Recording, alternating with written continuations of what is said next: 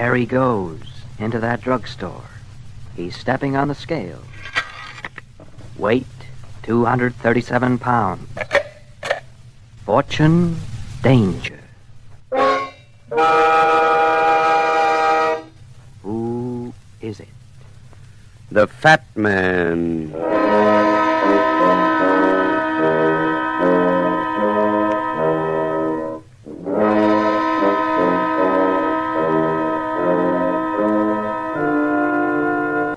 The adventures of Dashiell Hammett's fascinating and exciting character, the Fat Man, a fast-moving criminologist who tips the scales at 237 pounds. Tonight's adventure, starring J. Scott Smart in Murder, plays Hide and Seek. And now, from New York, the Fat Man.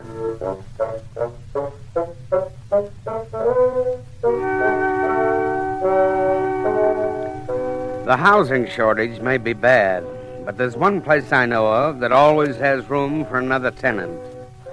It's a big gray structure near the river, and the windows are crossed with iron bars, and the landlord never asks you for a penny in rent. If you're an extra special customer, they even give you a private suite in a secluded part of the building that leads directly to a room with a heavy chair. That room is reserved for the guys who find out that they can't get away with murder. The Fat Man learned his business the hard way. Now, the Fat Man in Murder plays Hide and Seek.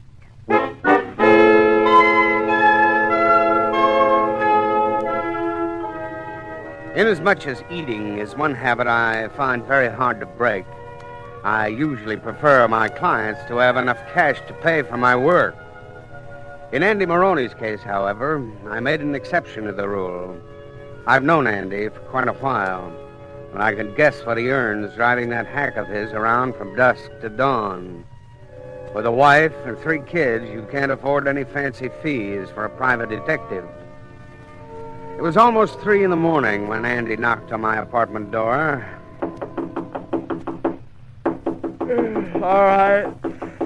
All right. Keep your shirt on. I'm coming. Who is it? It's Andy Maroney, Mr. Onion. The hacky. Well, what's on your mind, Andy? I didn't do it. I swear I didn't do it. You gotta help me, see? Now, take it easy, Andy. I thought he was drunk when she asked me to take him home. I had nothing to do with it, Mr. Onion, so help me. Now, will you calm down long enough to make some sense? I'm talking about the stiff. The guy who was croaked. What guy? Where is he? Downstairs, in the back of my cab. For the love of Mike, will you hurry? Do you mind if I put some clothes on? I'll lose my license. I'll lose my job, and they'll put me in the cooler for 160 years. Here, hand me those shoes. You're a right guy, Mr. Onion. Every hacky knows you're okay. You help me out of this, and I'll pay you back if it takes the rest of my life. No, it's too long to wait. Put this one on the house. There we are. Now I'll get my coat and we'll be off. Okay, come on. I got the hack parked in the front of the door. As soon as I saw the guy was dead, I made a beeline for your flat. I figured I could explain it better to you than I could to the cops. You ever seen him before? No. He was sitting in the back of my cab when I came out of the beanery. I only left the car parked for about 20 minutes while I got some sinkers and some Java. A blonde dame standing by the cab handed me $5 to take him home, so I figured he was drunk. Here, out this way. There's a hack. He's flopped over in the rear seat. What is this, Andy? A corny gag? Holy smoke. The stiff is gone. You must have been dreaming. He was there, I tell you, on the level. He was sitting there in the back 5 minutes ago. How do you know he was dead? Because I shook him. I felt his pulse. There was blood coming out of his mouth. Hey, wait a minute. What's this on the floor? It's his hat. That's the hat the guy was wearing. His initials are on the sweatband, CH. Where were you taking him, Andy? Did this blonde give you his address? Yeah, but it turned out to be a phony. That's when I found out he was dead. I thought he'd passed out, and I tried to shake him into giving me his right house number. Would you recognize the woman if you saw her again? In a minute. She was a tall job, easy on the eyes. She was standing on the sidewalk next to my hack, wearing an evening gown. You mean without a coat in this weather? Oh, come to think of it, she didn't have a coat. Come on, get into this jalopy and let's get started. Where are we going? Back to the corner where you met your customer.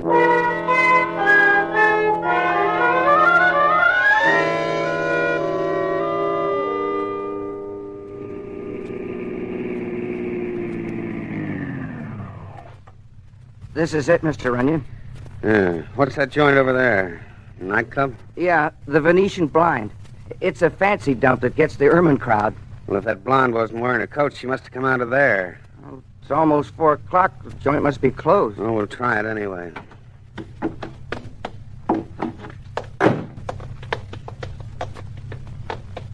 Yeah, it's closed up like I said.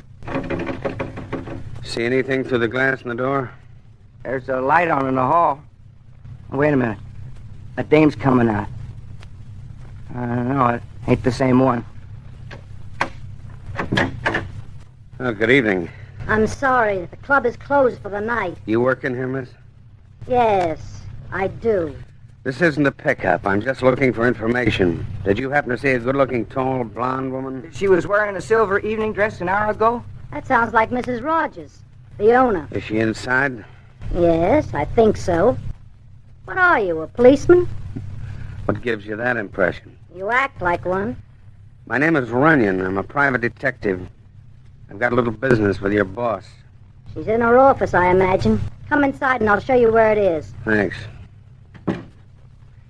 Is everybody else going home for the night? I guess so. I'm Peggy Dale. I sing with the orchestra. Hey, Peggy! Oh, I thought you'd gone, Frank. I was waiting for you, baby. I hope maybe I could take you home. Who's this? He's a private detective. His name is Runyon. What's the matter? Something wrong? That all depends. Who are you? Frank Coley. I handle the drums in the band. What's up? We're looking for a stolen corpse. You what? Do you two happen to know anyone with the initials C.H.? Not me. I know a woman named Hunt, Clarissa Hunt. This particular C.H. is a man. There she is, Mr. Runyon. It's Mrs. Rogers. What's going on here? Are you sure she's the woman who handed you the $5, Andy? Positive, Mr. Runyon. You remember me, lady? No, Sure you remember. You asked me to take that drunk home, and you gave me a fine spot to do it. I never saw you before in my life. It's a frame. She's lying, I tell you. Relax, Andy. Mrs. Rogers, you wouldn't be holding out on us by any chance, huh? I don't know what you're talking about. That drunk that Andy chauffeured for was dead. You wouldn't like to be mixed up in a murder rap, would you? No. Then how about a few details? I don't know anything about a drunk or a dead man. I never saw this moron before. Listen, you double-crossing hen. I ain't taking it to the neck for nobody. Pipe down, Andy. Mr. Runyon, What's the matter? look, under that drape, near the window. There's a guy's feet sticking out. Stay where you are now, all three of you. Why, it's Charlie Haney. And he's dead. Well, it looks like we found our body, Andy. Oh, wait a minute, Mr. Runyon. That ain't the same guy who was in my cab.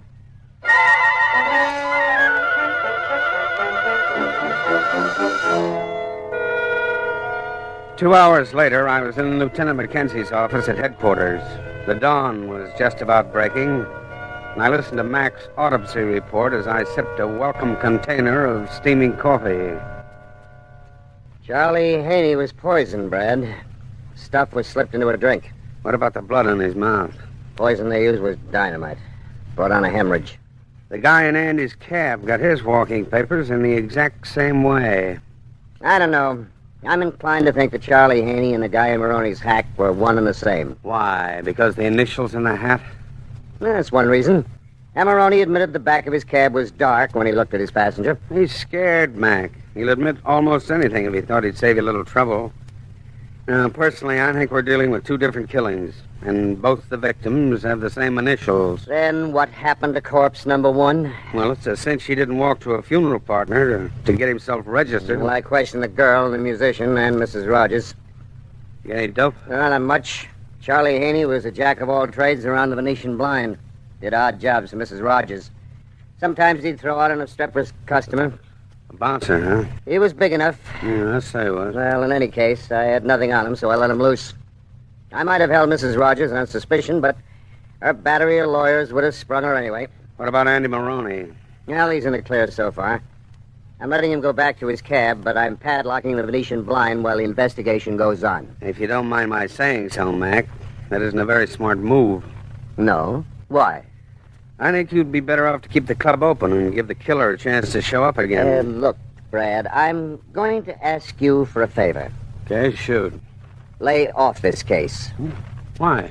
Well, first of all, your client's in the clear, so that's taken care of. And secondly? I won't buy your theory about two victims. And it's the kind of a thing that might confuse the investigation. Sensitive, Mac? Now, you know better than that. I'm just saying that your guesswork is cockeyed. And I'm going to have enough trouble solving the murder of one victim without searching for an imaginary corpse.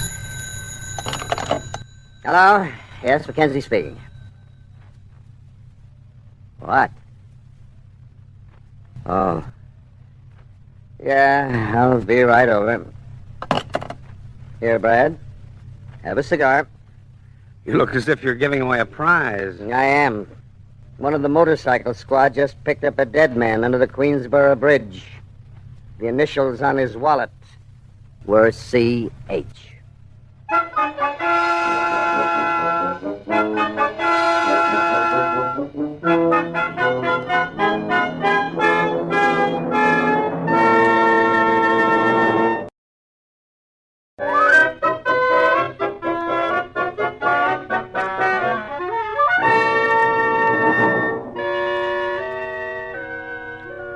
I rode over to the Queensboro Bridge with Mackenzie and saw the body.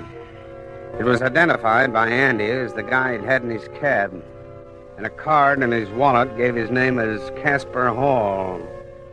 They took him back to the morgue for an autopsy, but I was pretty sure of what they'd find, so I drove back to my apartment to catch up with a few hours of sleep. It must have been 11 or 11:30 in the morning when I found myself with another guest. And this one was just as unexpected as the last. Yeah, just a second. One of these days, I'm liable to get myself some sleep. Good morning, Mr. Runyon. Well, good morning. Come in. Thanks. Sorry the room's in such a mess. I wasn't expecting company. That's all right. You're the gal I saw last night, the gal that sings the Venetian blind. That's right, Peggy Dale. Cigarette, Peggy? No, thank you. Where are you going? I want to look out the window. I had a feeling I was being followed. Anybody there? Street's empty. What's on your mind, sweetheart? Before I tell you anything, I want to be sure you won't tell anybody I told you. Oh, is it that hot? It might be. Okay, I'll play ball. Let's have it. They're holding Mrs. Rogers at headquarters now. Are they? Again? When they found the man named Casper Hall, they took that taxi driver's word against hers about putting him into the cab. Oh, yeah? I was there when they questioned Mrs. Rogers.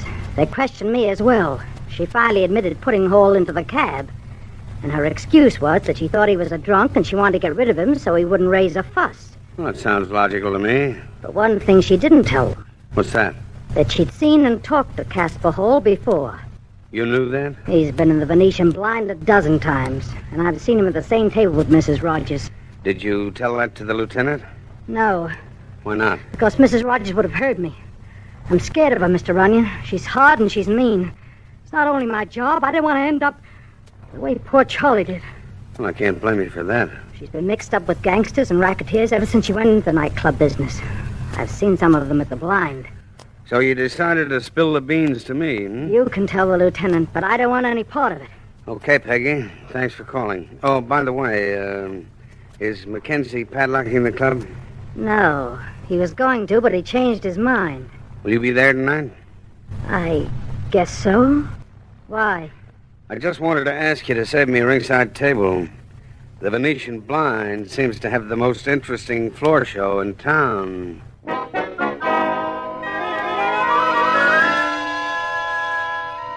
I checked with Mackenzie and gave him the dope, but he couldn't hang on to Mrs. Rogers. He didn't have enough evidence to get an indictment yet. That meant Mrs. Rogers would be back in her club that night. And so would I.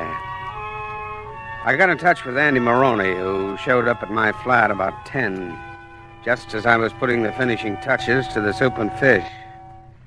Sit down, Andy. Be with you in a minute. Say, you look pretty slick in that outfit, Mr. Runyon. Well, you said the Venetian blind catered to the airman crowd, so I decided to get the dinner jacket out of mothballs. You know, I was just thinking. Yeah, what? My uncle, Yeah? What about your uncle? he was buried in an outfit like that. Stop being so cheerful.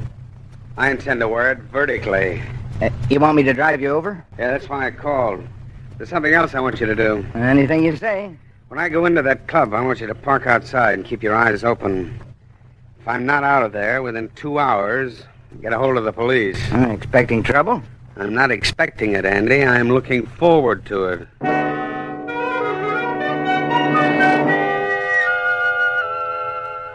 It had started to snow when we got down to the street. The night was crisp and cold. If I hadn't been so busy admiring the weather, I might have noticed that Andy's hack, which was standing in front of the door, was occupied once again. Hello, Mr. Runyon. Oh, what are you doing here, Cooley? I want to talk to you. Okay, move over. Drive straight to the Venetian blind, Andy. Right. Don't drive to the blind. Let's go in the other direction. Say, who's giving the orders around here? I am. Hey, he's got a gun. Drive in the other direction, Andy, as the gentleman requests. I'd put that gun away, Frankie. Drums are safer to fool with. I'll put it away when I'm good and ready. Suit yourself. And I'll be ready when I put a slug in you. Been drinking? That's none of your business. Funny how a pint of booze makes a lion out of a mouse. I'll show you who's a mouse when we get out of town, fat man. Mr. Runyon. Keep driving, Andy. Yeah. Keep on driving. Unless you want the top of your head opened up for ventilation. Before you start popping that cannon, I hope you'll explain why you picked me for a target. You know why. Oh, do I? You should have had sense enough to keep out of this. You Weisenheimered yourself right onto a slab. Who are you covering for, Frankie? Yourself? Never mind the questions. Because up to now, it was Mrs. Rogers who held my interest. Mrs. Rogers? Yeah. If you're covering for her, you're just wasting your time. By tomorrow morning, we'll have enough on your boss to get an indictment. You're pretty sure of yourself, aren't you? Well, I was until you shoved that rod in my rib. Now I'm beginning to change my mind. Yeah, so am I. Really? Stop this cab, mister. There are lots of people in this section, Cooley. You're not going to risk any fireworks in a spot like this, are you? Keep driving and don't look back. Go on, beat it. Gee, for a minute I thought he was going to knock the two of us off. And so did I. But instead, he gave me a brand new angle. There's a cop on the corner. Do you want to make a report? Now, forget it. I may have a much more interesting report to make to the cops later on.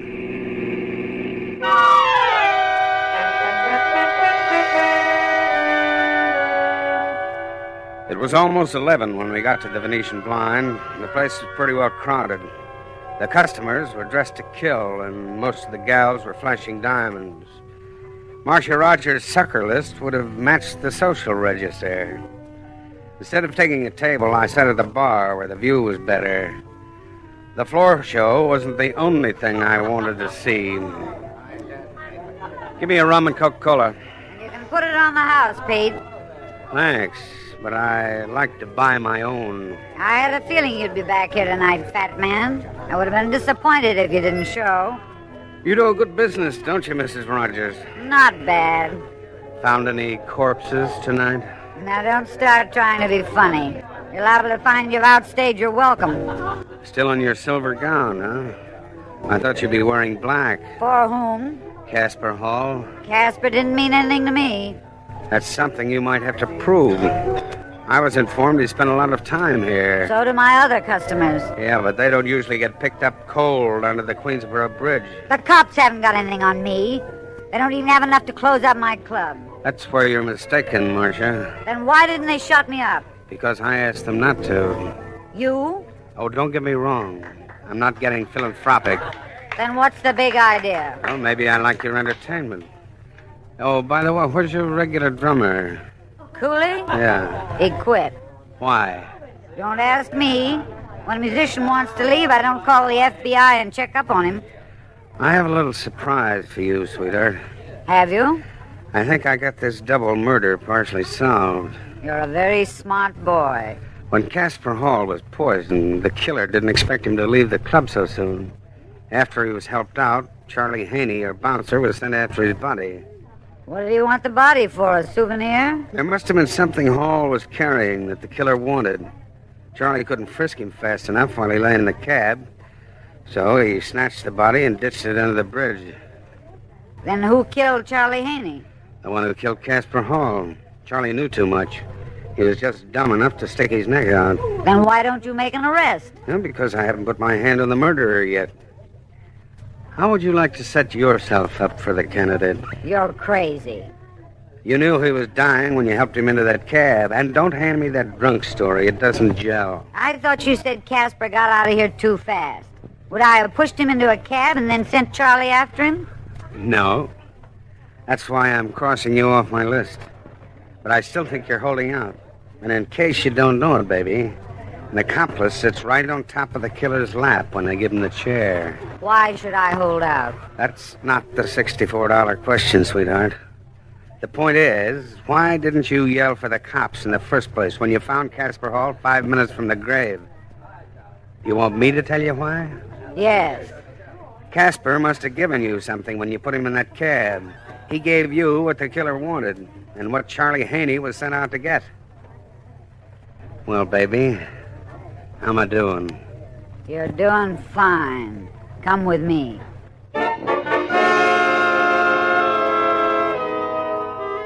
She took me to her office without another word, and I had the feeling my bluff was paying off in spades.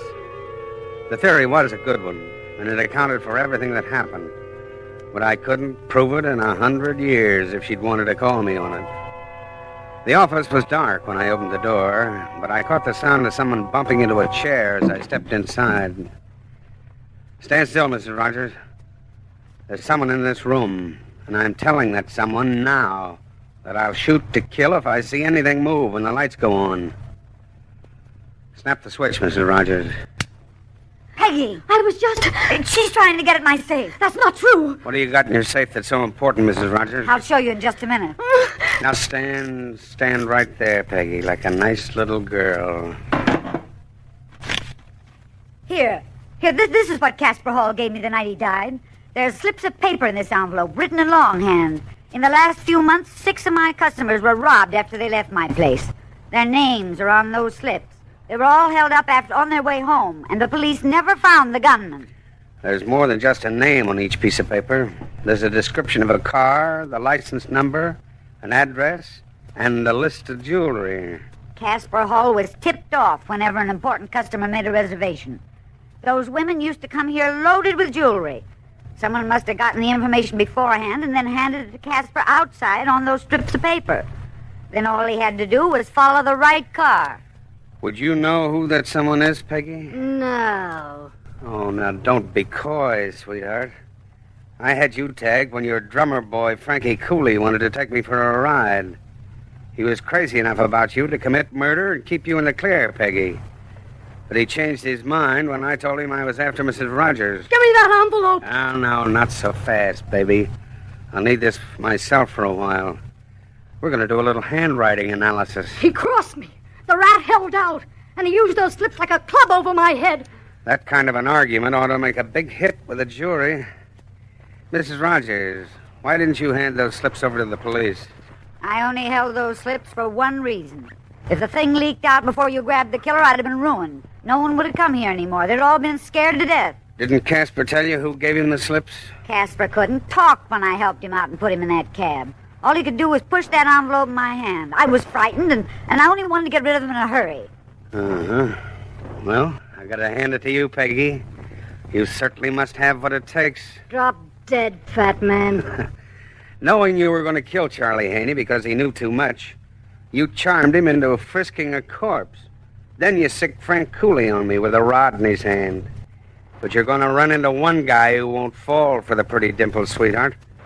The public executioner at Sing Sing.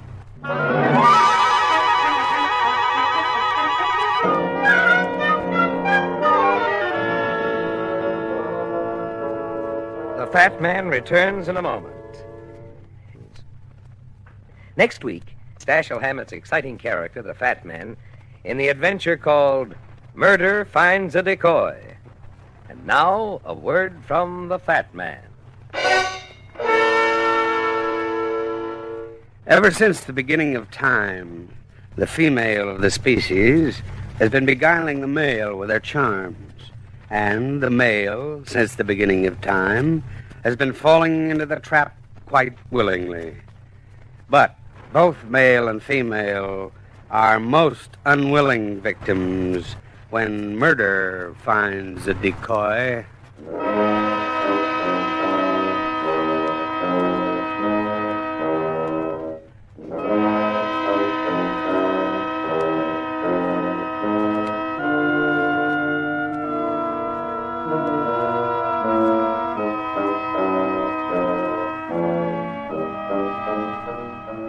Tonight's adventure of the Fat Man, starring J. Scott Smart, was written by Lawrence Klee and directed by Clark Andrews. Music is under the direction of Bernard Green. Heard tonight were Helen Flint as Marcia and Joe Harding as Andy. Charles Irving speaking. This is ABC, the American Broadcasting Company.